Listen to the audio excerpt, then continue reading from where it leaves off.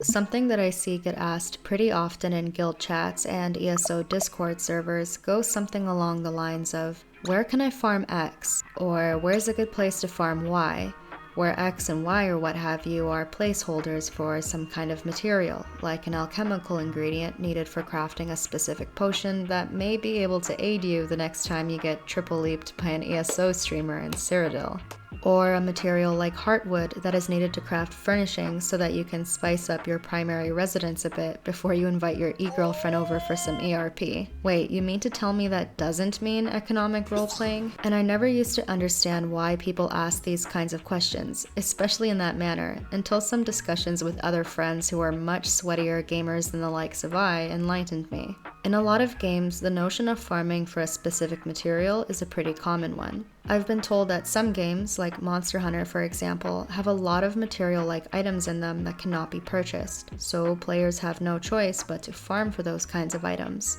Arguably, the whole game is built on the concept of farming for valuable drops. In ESO, however, I'd argue that this isn't exactly the case. So many of the things that you may desire in this game, whether it be materials for consumables or gear for builds, can be purchased with gold, which is why I always make a case to at least try to dip your toe into the trading or gold earning aspect of the game. It's not entirely efficient to isolate a specific material and go out of your way to farm it. Not only is that not a strategy that synergizes with how the node and drop system fundamentally works, seeing as you aren't always guaranteed a valuable material upon completing a task that can drop those materials, like slaying a dragon or completing a geyser, nor are you always able to specifically farm for a certain material since nodes don't always produce the same kinds of materials. For example, this mushroom node type can spawn all kinds of mushrooms, not just namira's rot. This ore node type can spawn rubidite ore or platinum dust. It's also worth noting that you aren't guaranteed to get a secondary mat like heartwood or kuda every time you chop down a piece of wood or harvest a runestone. In a lot of cases, you're actually better off doing something else with your time that will prove to be more financially rewarding, and then take the gold that you earned from doing said activity to then buy what it is that you're specifically looking for. And this goes for some overland gear as well, if that's something that you aim to get for yourself. I discussed this notion in my gold farming mistakes video that I made a while back. I'll leave a link to it in the description. That video goes over a couple other points besides that one, but even after releasing that video, I've still seen so many people making the mistake of asking where the best spots to farm a certain specific material are, which is why I really wanted to drive the point home in this video. So much so that I even went through the hassle of demonstrating what I mean by actually partaking in this practice for the video. You're welcome. I spent 1 hour farming for specifically namira's rot by way of scouring mushroom nodes, and I spent another hour farming for powdered mother of pearl at a Summerset geyser. Probably the most exhilarating 2 hours of my life, let me tell you. And then I spent 2 hours partaking in other gold making activities to see which of the two different strategies proved to be more resourceful and would likewise reward me with the most materials. To farm for namira's rot, I went somewhere where there were a lot of mushroom nodes. Blackreach seemed to be a pretty fitting place. I also picked up other nodes besides the mushroom ones when I was farming because I may as well, right? I'm here anyways. Which reminds me, I did see a video on YouTube a while back where someone was like, okay, so basically only pick up the valuable nodes when you're farming. And I was like, bro, what? Please don't do that. Just pick up everything that you see if you're farming mats. It's never a good idea to deliberately ignore free gold that's right there in front of you. But geez, imagine if I only went out of my way to pick up mushroom nodes for this example and ignored everything else. I couldn't bring myself to, sorry. I know I'm trying to conduct an experiment here, but passing up on free gold goes against my code of ethics. But I have seen people do this, where they're looking for torch bug booties, and so they'll just go around only farming torch bugs, like they won't pick up anything else. Or people will farm decorative wax just by running around and looting barrels. Oh my god, guys, please don't do this. Okay, I'm derailing. Let's get back to what I was on about. Anyways, after 1 hour of farming this place, I got 13 namira's rot. I also got these other materials since I harvested everything that I saw. I really made the most of my time here to really give this strategy a chance. After I sell off all these other materials, I will have made about 111,680 gold, which I will then be able to use to purchase purchase approximately 398 more namiras wrought. So in total, I will have received around 411 namiras wrought for my efforts. But man, imagine if I was only farming mushroom nodes and I didn't wander around and gather all this other stuff. What an absolute waste of time, eh? And quite honestly, it would have been better for me to farm in a location that's more mat dense, like the ones that I've mentioned in previous videos, to have made more gold from having collected more mats to then purchase more namiras wrought. But I did try to stick to that. I need to farm mushroom nodes because I need a certain kind of mushroom mentality for the purpose of this demonstration. Okay, now on to the pearls. To farm powdered mother of pearl, you've got a couple options. You can attack the spawns of Satan that emerge from the world events known as geysers in Summerset, you can go fishing in Summerset for a chance at getting Pyndonian bottles, and you can run around these beautiful beaches looking for giant clams, which have a chance to drop some of the same things that drop from the shell trove at the geysers. They also have a chance to drop all. So since I'd rather spend my time beating things up, I stuck to farming the geysers for an hour for powdered mother of pearl. I also have this old ass video on how to solo these geysers without fail every time, if you want to check it out and cringe at how f***ing awful my audio quality was back in the day when I recorded my audio on a gamer headset from Razer. Would not recommend. The headset, not the video. After 1 hour of farming geysers, I got, get this, 0 powdered mother of pearl. I'm not surprised considering how rare their drop chance is. Well, truffle, shh. While I was waiting for geysers near me to spawn, I did a bit of fishing to once again While I was waiting for geysers near me to spawn, I did a bit of fishing to once again try to maximize my time here and really give this gold earning strategy a chance. I got the following materials from fishing, from killing the mobs in the geysers, and from the reward shell, which I can sell for some gold. With that amount of gold, I'd be able to buy 9 powdered mother of pearl, resulting in a total of, well, 9 powdered mother of pearl for 1 hour of farming geysers. And shit, technically I didn't get any pearls right away from farming alone, so again, it's a good thing I decided to multitask and do something else besides farming these geysers. I even accepted the geyser daily quest to be rewarded even more for my time. I then spent 2 hours farming for gold just from playing the game the way I normally do when I log on. I did a little bit of item flipping by quickly checking out some traders for some good deals on items that I knew I'd be able to relist for more gold. There are a lot of strategies for flipping items that you can exercise, but my preferred one is to know what exactly I'm looking to flip, and then use the TTC website to help me navigate my way to all the deals. I'll spot a solid deal on TTC and then rush over to the trader that has the wares that I'm looking for.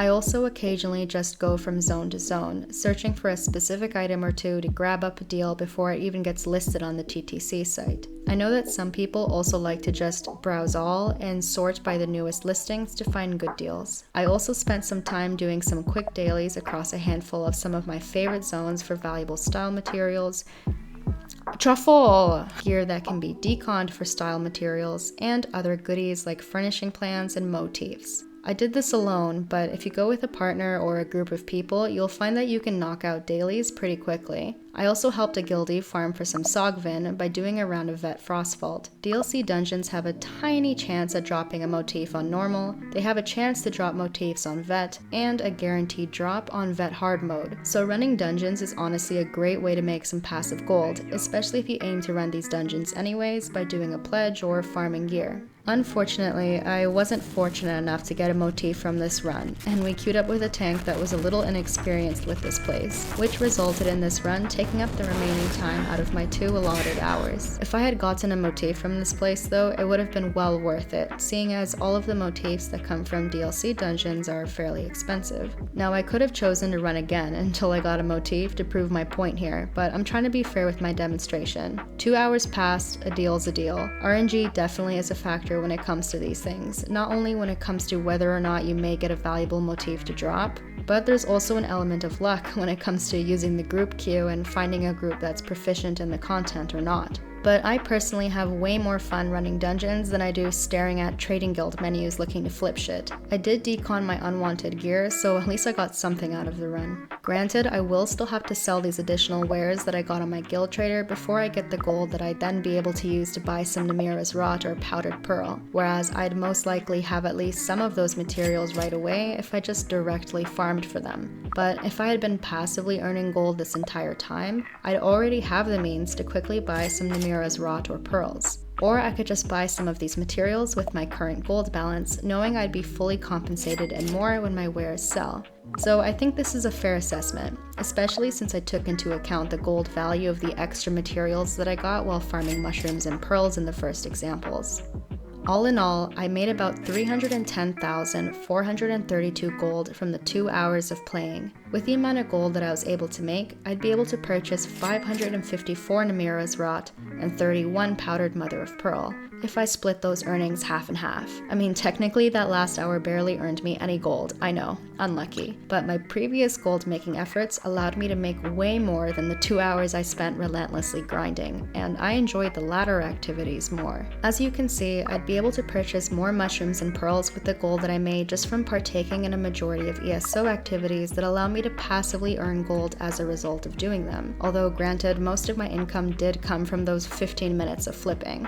Now, this is not to say that you have to do what I just did. I'm aware that not everyone is proficient in the art of flipping items or has the financial resources to do so, nor does everyone care to complete a VDLC dungeon whenever they log on. But rather, what I aim to communicate with you guys is that you should consider how much time you're spending farming for one particular item, and how much of that item you're getting out of the time and effort that you fork over in order to do so. Chances are, you can get a lot more of that one particular item by way of doing something else that rewards you with gold, and then taking that gold to then buy what you're looking for, instead of specifically farming for that item. At least in the case of these kinds of materials, this tends to always be the case. Of course, someone has to be gathering these materials for you to buy, right? Surely if everyone listened to what I just proposed, there'd be no materials on the market, no? Not quite. I highly encourage people to gather materials passively. And hey, even farming for all kinds of mats actively isn't a bad idea if you found yourself a great material farming route. If you see a boob loss or a namira's rot right in front of you while you're on your way to a world boss for a daily, or as you're questing through a zone, go ahead and harvest it. If a geyser's up in the distance, go ahead and 1vx it while you wait for your dungeon or battleground queue to pop. Not to mention that daily writs bring in so many materials to the game on a daily basis. But to go out of your way and say park yourself at a geyser with the intention of farming pearls, or spending an hour role-playing as a pig and searching for mushrooms isn't the most ideal way to get those things. So instead of asking, where's the best place to farm something, or how do I get a lot of something else, just know that in my honest opinion, the answer, as boring and uneventful as it may sound, is almost always, just buy it, dude. That being said, if you're an average mat farming enjoyer, I do have some guides both on my website and this YouTube channel that go over some massive brain farming strats, as well as some pretty nice farming routes if you insist on farming. Hopefully this has been able to clearly explain to you why it isn't always optimal to go out of your way to farm for a specific item should you be in need of it. I highly recommend purchasing what you need from the guild traders to be as time efficient as possible, if that's ultimately something that's of importance to you. Don't ask, where's the best place to get butt floss? Ask, what's the best way to make gold? So that you can then buy that blue gloss with that gold. And the answer to that?